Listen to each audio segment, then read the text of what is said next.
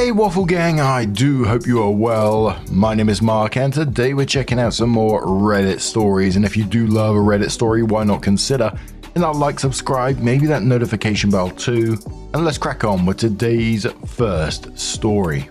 Much love guys. Now today's collection of stories is a special request from Canadian Frug, and we're covering the Am I the Devil subreddit. It starts off with a post cross-posted from the Am I the Arsehole subreddit titled Am I the Arsehole for ruining my daughter's birthday? And this was a deleted user, by the way. Throwaway because my daughter uses Reddit. I, 45 male, have 3 kids, 16 male, 14 male, and 12 female. This story concerns 12 female. Now my daughter's birthday falls on New Year's, so it tends to be disregarded. Never on purpose, because it's between 2 big holidays, but we've always tried to make her feel special.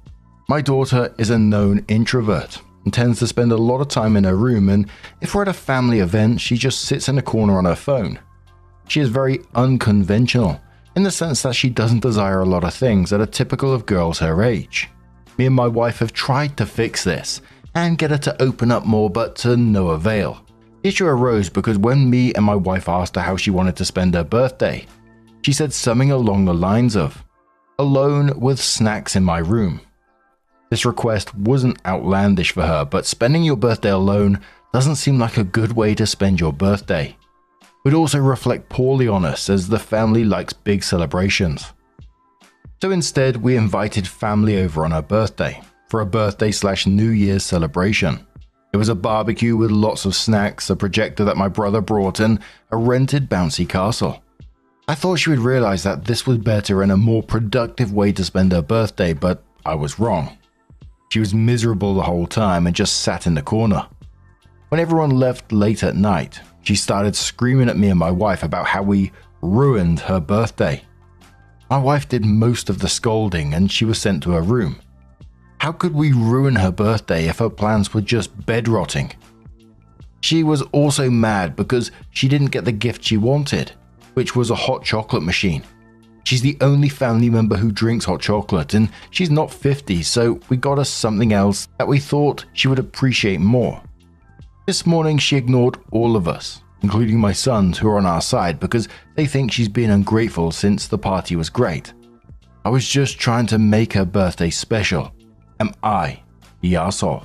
Oh my word. Your daughter told you exactly what would make her happy for her birthday, which was alone time, snacks, and her room. That's not, air quotes, bed rotting. That's an introvert telling you her genuine needs. And then you did the exact opposite of what she asked for. A crowd, noise, and just extended socializing on what should have been her day. You asked her what she wanted. She told you, and then you decided you knew better and gave her the exact opposite of what she wanted. That's not making her birthday special for her. That's making it special for you and everyone else who thought it was a good idea. And it was the same with a hot chocolate machine. I mean, it was telling, wasn't it, that she's the only one who drinks hot chocolate, so why wouldn't that be perfect for her? Instead, you got her something you thought she would appreciate more. Again, this isn't about her. It's about your vision of who she should be. Just trust her when she's telling you what she wants, because otherwise you're going to end up like a lot of these stories that we see in this. When they turn 18, that'll be it. But in the comments, Happy Banana says you're the arsehole. I mean, you can't really be this obtuse. You asked her what she wanted. She told you. You ignored her and did the exact opposite. Of course she's upset. You have no business scolding her for a situation of your own making. White Rose's quote saying, guys, my daughter told me what she wanted for her birthday and instead I did the opposite of that. I couldn't possibly be wrong, could I? And then says, like, who gives a shit what your family thinks, OP? You gave her what for an introvert is the equivalent of an orchestra tuning up for hours, and now you're pissy she hated it. Best of luck seeing her again when she turns 18. You're the arsehole. Book says, I love the fact that her punishment is being sent to her room was what she actually wanted for her birthday. Even Budget says you're the arsehole, quoting, she was also mad she didn't get the gift she wanted, which was a hot chocolate machine, saying she's the only family member who drinks hot chocolate and she's not 50, so we got her something else, and then says, gross, what awful parenting. Quoting again, my sons are on our side because They think she's been ungrateful since the party was great, and then says, nasty bullying family. On our side. That's so gross. What parents pits kids against each other and claim kids are on our side? Quoting again, she was miserable the whole time and just sat in the corner and says, the party was not great for your daughter. The party was a huge failure for your daughter. The birthday girl, which you don't care about. Such terrible parenting. I struggle to believe this is real. And one more commenter who says, you're the arsehole. Why would you ask her and then immediately proceed to disregard her wishes and throw her a huge party? We introverts do exist. No, you do not need to fix us.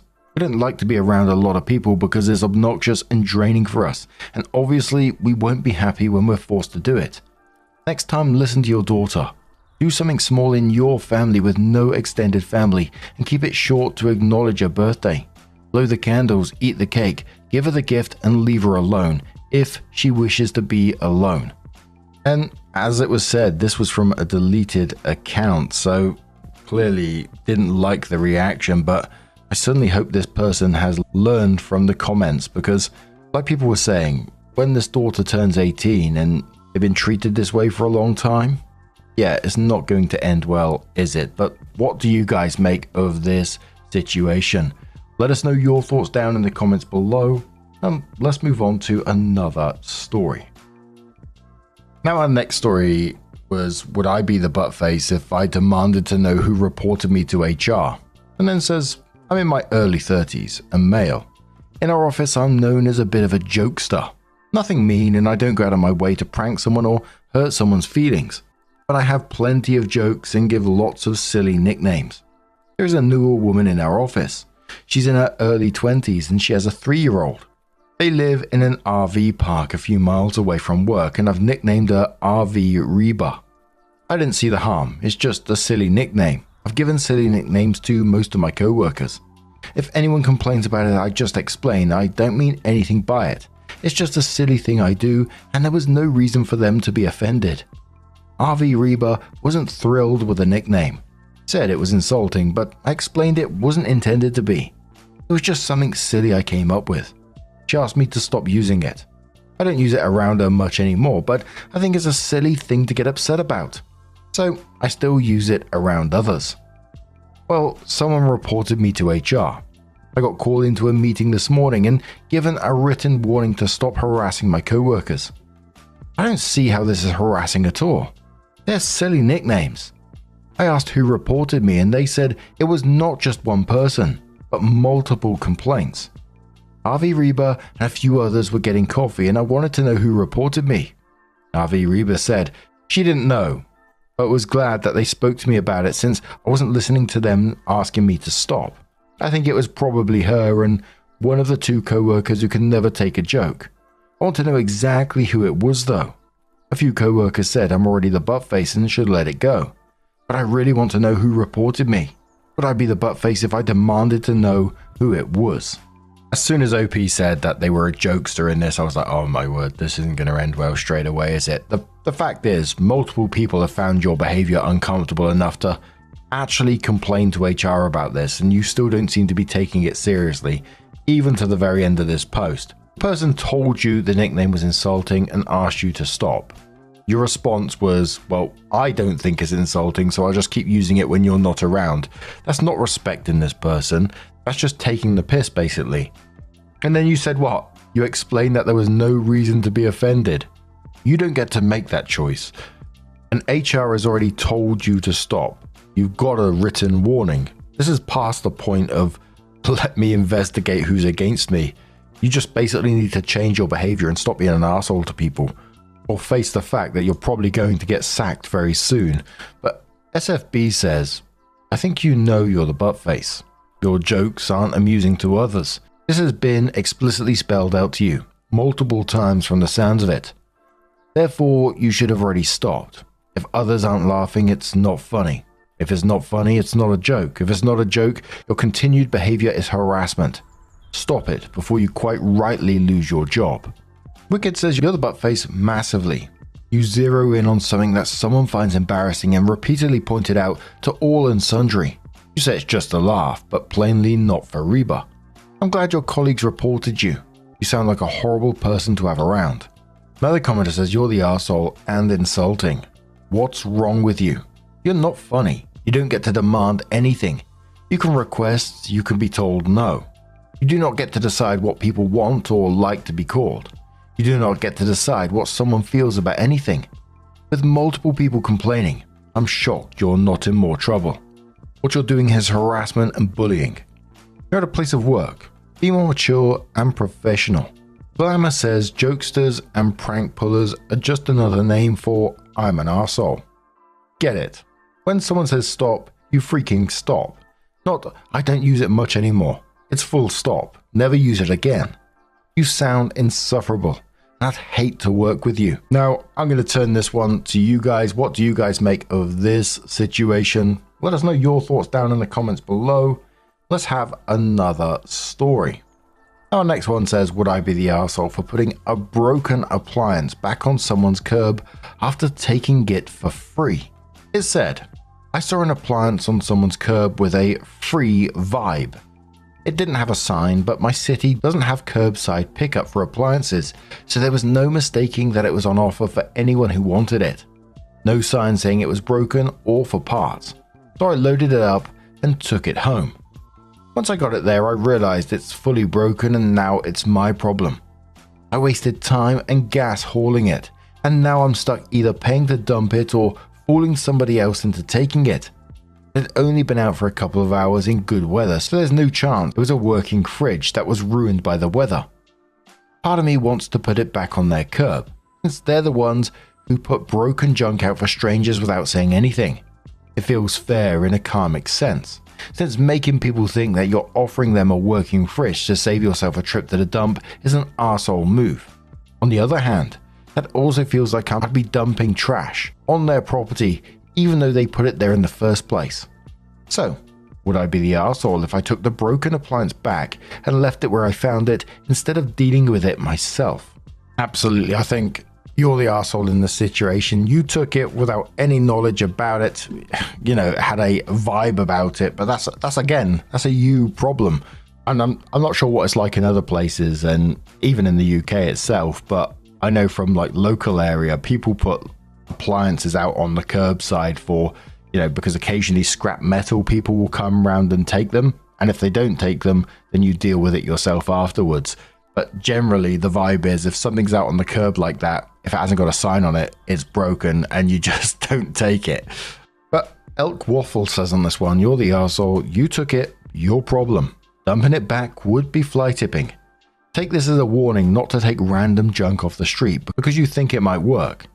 They never claimed it was working and it didn't have a sign on it. You took the risk. For all you know, they paid a scrap service to collect it. When someone dumps something out on the street, to me the default isn't, this is a perfectly working appliance. It's, this is broke, and they brought a new one so they dumped it outside. They didn't trick you, you took a shot and it didn't pan out.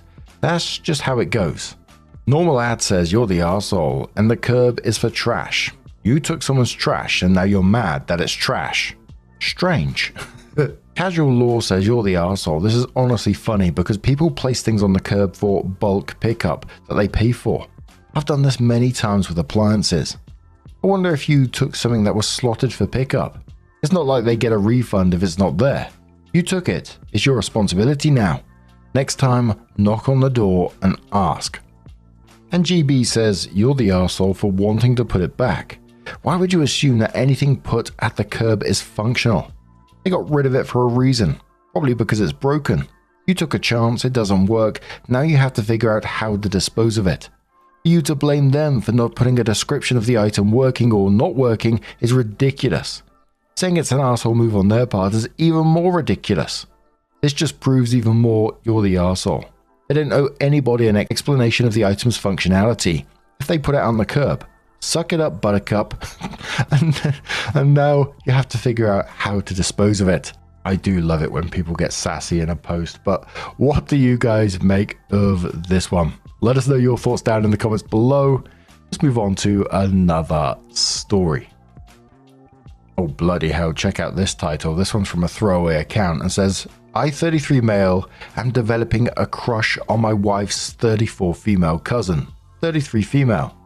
How long until these feelings fade? I have a huge crush on my wife's cousin, Candice. This is a terrible situation I found myself in. I should say I genuinely think I have the greatest wife, Anna, in the world, and it's not even close. She's an amazing woman, mother, and wife. When I met her, she approached me at the bar and I was flattered. We hit it off almost instantly. She was nervous, but I found it cute, and she said she doesn't normally approach guys but wanted to talk. Later that night, her cousin / best friend came and my jaw was on the ground. Candice is just a fucking gorgeous machine. Everything about her, but it was too late. I did wonder how different things would have been if I met Candice first, but 10 years later, I would say things worked out. We got married and have a great little girl. The thought had completely left my head until recently. About 2 months ago, Candice had to drop something off and I took off while my wife was at work. She had borrowed my laptop because hers broke while she gets a new one. We were just talking and drinking wine, watching 90 Day Fiancé, and she confessed to me that when she showed up, she thought I was handsome, and it sucked I was already talking to Anna. My jaw was on the ground, and I told her when I saw her I was like, damn, I'm wishing I saw you first. And she said, is that so? I immediately changed the subject and my heart was pounding. Eventually she left and went home. She later texted me later saying she wants to hook up one time and that she would text my wife that she needs help fixing a dishwasher and to reply yes or no and then delete the conversation. She said she would understand either way. I just said I will be over there and deleted the message. I waited and my wife said she would take care of our daughter and that Candice needs help with the dishwasher. I went over there with zero intention to have sex with her and to just let her know we can't do this. But unfortunately, things went the other direction and had sex.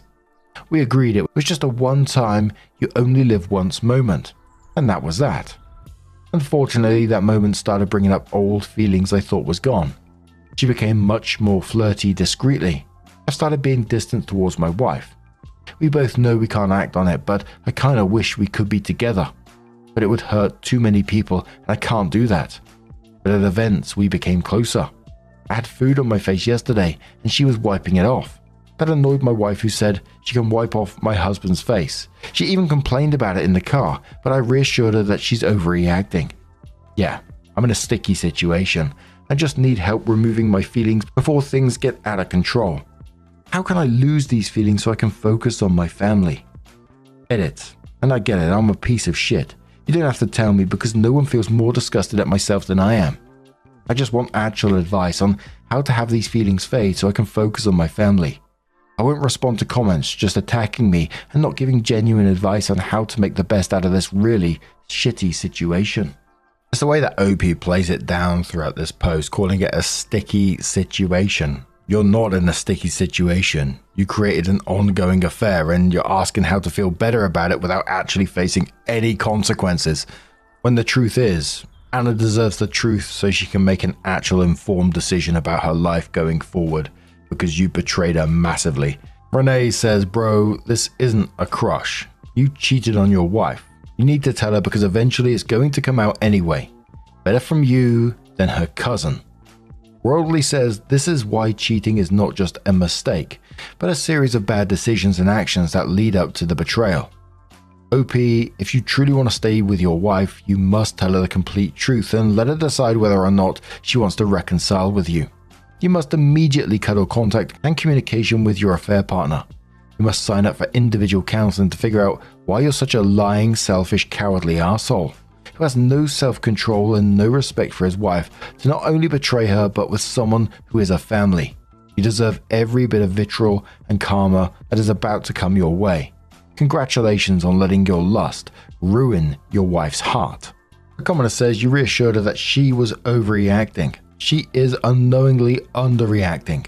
Don't be a gaslighting dick. Step up and tell her what happened. You cheated, and now you're making your wife feel crazy because you're telling her any kind of feelings are all in her head. Though also, it's surprising to me that you're using real names. Is this a fake story? And Judgment says you're a cheater. You actively cheated on your wife. You didn't just catch feelings, and that is your wife's cousin, and you're both gross. You need to tell your wife. This will eventually come out and you betrayed your wife and daughter. Because when you cheat on the whole family. You need to cut contact with a cousin immediately, and your wife needs to know what kind of family she picked, you, and has let into her life. Cousin. Good job. And OP never replied or never updated the post either, but bloody hell. What do you guys make of that one? Let us know your thoughts down in the comments below. Let's have another one. Again, this one was cross-posted from the Am I Wrong subreddit to the AmITheDevil subreddit from LastWing9135 and says, am I wrong for accusing my girlfriend's sister of lying for attention? I guess my male 20, now ex-girlfriend Layla, female 20, has a sister, Stephanie, female 24, who works at a veterinary clinic. And the very few stories I hear on what Stephanie goes through at her workplace just sounds way too crazy to believe. To be honest, I don't know much details I can give because these stories are pretty violent. This involves a current story where apparently she had a very scary experience with a client. I'm embarrassed to admit, I was proven wrong on this. It started with Layla and I planning to have a movie night together. When she came over to my dorm room, I immediately can tell she was upset, so I asked her what's wrong. And that's when she dropped the ball on me about Stephanie's interaction with the angry client. I said, really? And she told me yes, and how the cops were involved. And I guess I'm just over it with all Stephanie's wild stories. So I went, no, really? Come on, Layla. And she was getting annoyed. And I explained to her on how way too crazy her stories are that she has to be lying to get attention. And that I don't understand how you or anyone can believe her. Her defense is that she's her sister, so she clearly knows her a lot more than me. And she knows Stephanie is not a liar and has always been a sufferer in silence kind of person and rarely talks about work. I told her that when she does talk about work, it's intense to the point of being unbelievable.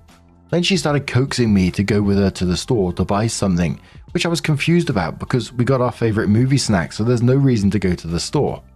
Eventually, I was convinced to go with her. It was the most tense ride ever. I tried to have a conversation with her, but she just remained silent.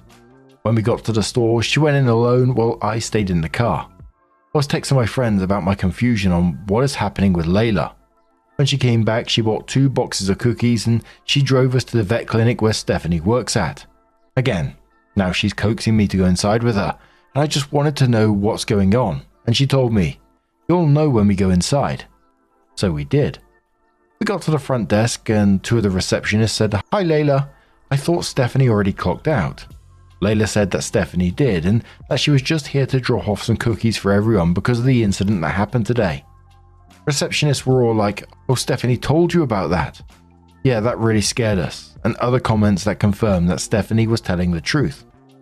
Once we're outside, Layla just started power walking.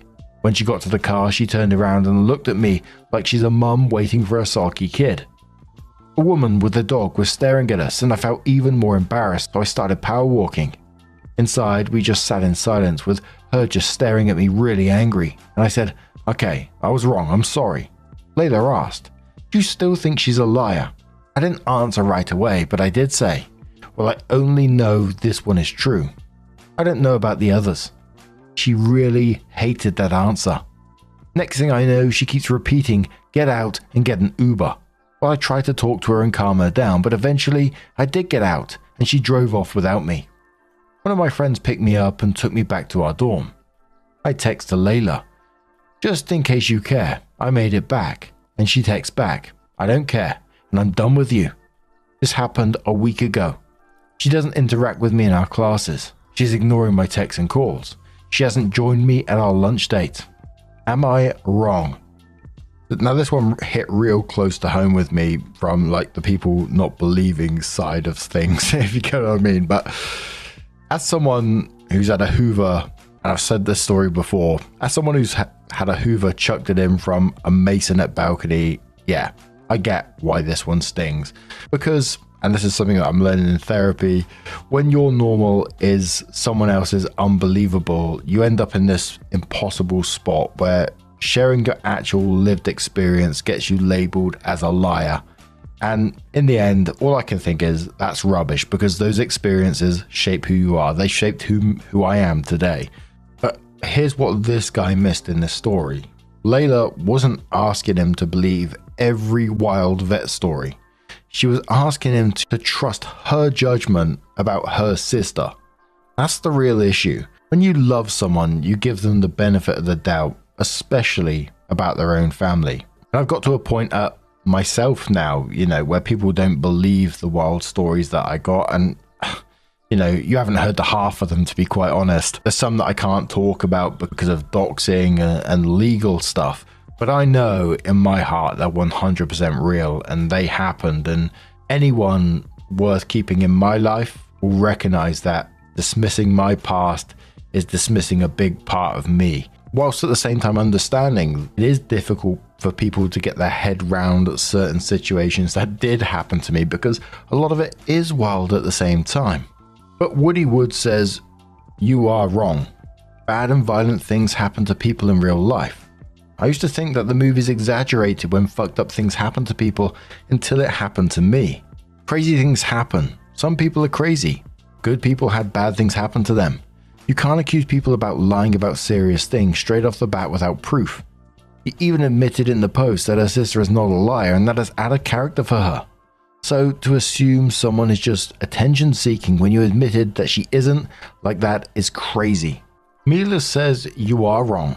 You are based on the fact that you doubled down when you were proven wrong. Also young and stupid. Just because you haven't seen things happen doesn't make them lies. Also, you seem to really dislike Stephanie. Is there a reason for that other than you just think she's an overdramatic liar? Fearville says, yes, you are wrong. What evidence do you have that Stephanie is a habitual liar? You didn't cite any other examples. I had a friend who worked at a vet clinic and she would tell me some pretty crazy stories. Don't accuse someone of lying unless you are damn sure they are lying. Jen says, you were wrong here, dude. Take it as a learning experience. Also, don't double down after being proven wrong, ever, with anyone. It's shitty and arrogant. I'm not saying you are a bad person, but you really need to learn a lesson here. You're not the smartest person in the room, about anything, literally. Learn humility. It sounds like you're in college. Take some sociology classes. They're fun and you'll learn valuable skills no matter your chosen major and profession. And Hyena says, mate, my first day as a vet tech, I had a man spit in my face and call me some very interesting names. Because I told him that no, you cannot put the kitten you showed up with into an ice cooler to drive it almost 2 hours home. It had just been neutered. We said bring something to take it home in, like a box if not a carrier. Just needed to be something it could breathe in. We put emphasis on the breathing side. He treated it like a suggestion. The police got called. His wife came back later with an actual cat carrier, a very distraught set of little kids who thought they lost their kitty forever, and a nice bunch of chocolate/biscuits/cakes to apologize. They also were the ones to bring that cat in from the day on, not Mr. Ice Cooler. People are fucking monsters. We genuinely do love their animals though, hence why we do tolerate a hell of a fucking lot. Most behavior shown towards us would get you banned from an ER or a doctor's office, but we do it for the animals, not the owners, and certainly not for the not so great pay. And absolutely, some of the comments absolutely nailed it. Just because it didn't happen to you doesn't mean it didn't happen. As I mentioned before, stories I've told in the past, etc. And I could tell more stories that would make people think I'm just making it up for, shits and giggles, basically. From the Hoover being thrown at someone to a woman that was murdered by her daughter and then she was just found sat opposite staring at the corpse of that person the following morning, to eventually that home being completely torched. Another family whose father disappeared one day and was later found in the river, under which was highly suspicious circumstances.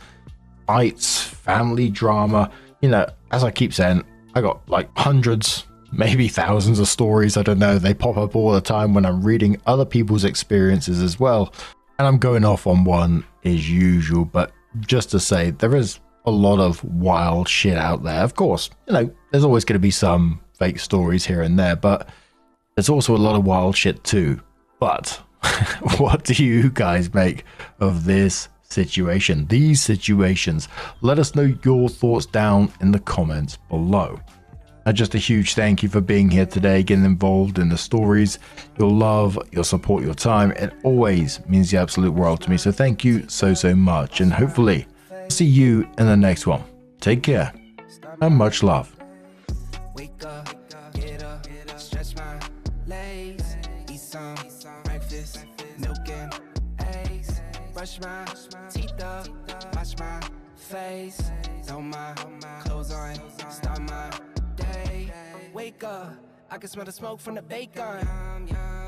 Let's go, see the sun shining from the windows. Okay, I know that today'll be a good day.